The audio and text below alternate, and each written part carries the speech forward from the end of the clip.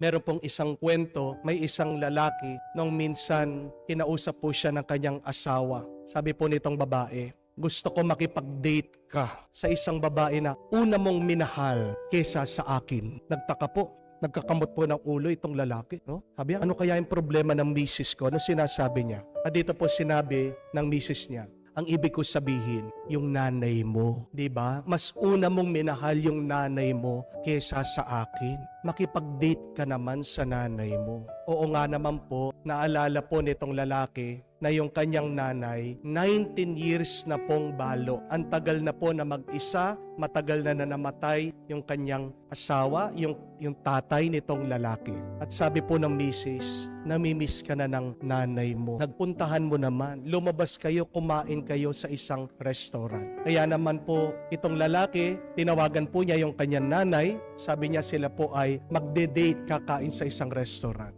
Very excited po yung matanda. At pagdating po nitong lalaki doon sa bahay ng kanyang ina, pagkabukas ng pintuan, napakaganda daw po ng kanyang nanay. Very excited daw po itong matanda dahil napakatagal na nga ng panahon na hindi siya nabisitahan ng kanyang anak. Pumunta po sila sa isang restaurant, kumain sila, nagkwentuhan, at sabi po ng kanyang nanay, "Nak, sa susunod, ako naman yung taya, ha?" Sabi po nitong lalaki, "Opo, Nay, wag po kayong mag-alala." At nung umuwi po sila, hinatid po ng lalaki itong nanay sa kanyang bahay. Alam niyo po anong nangyari? Pagkatapos po ng ilang araw, namatay po yung nanay.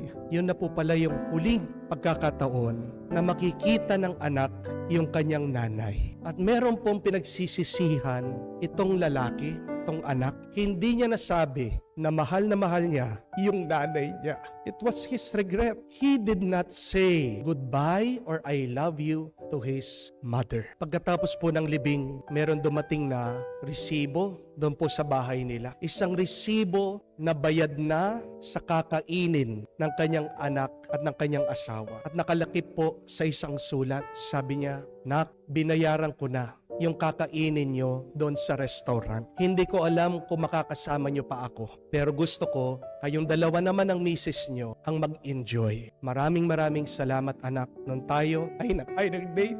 Noon tayo ay lumabas. Napakasaya ko." At hindi po ba nakakalungkot na hindi natin masabi na mahal natin ang ating mga nanay, tatay, ang ating mga pamilya. Isa sa mga pinakamasarap na karanasan ay yung pag nasabi natin na mahal natin sila. Isang pinakamasarap na karanasan din ay yung marinig natin na ayoy minamahal ng ating mga pamilya.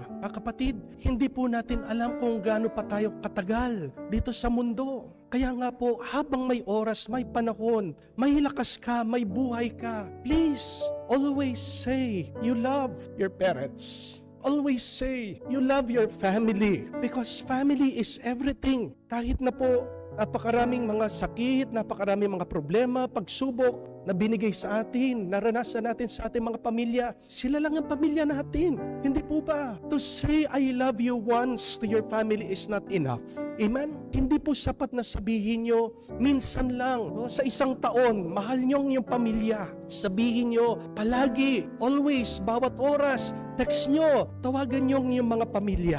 Tawagan nyo yung mga magulang. Tawagan nyo yung mga kapatid. Sabihin nyo, mahal nyo sila. Kahit na nag-aaway kayo, baka yan yung maging dahilan para magkaayos kayo muli. Dahil pag sinasabi nyo, mahal nyo sila, yan yung nagsisilbing glue para maging matibay, para manatili kayo sa bawat isa.